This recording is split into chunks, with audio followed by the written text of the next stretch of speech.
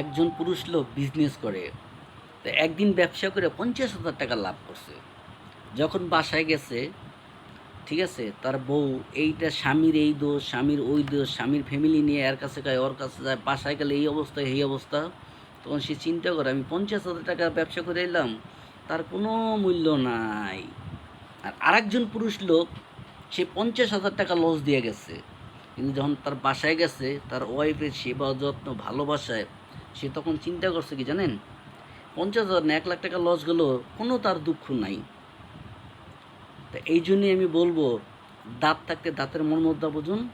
একজন পুরুষ লোক আপনাকে ডিভোর্স দিয়ে দিলে আপনি চাইর আনার পয়সা মূল্য নেই। অতএব স্বামীকে ভালোবাসুন, স্বামীর সংসারটা জান্নাত করে রাখুন। এটাই আমি সকল বোনদেরকে অনুরোধ করব। তাহলে ডিপিসের হারটা কমে যাবে, পরকীয়ার হার কমে যাইব। এক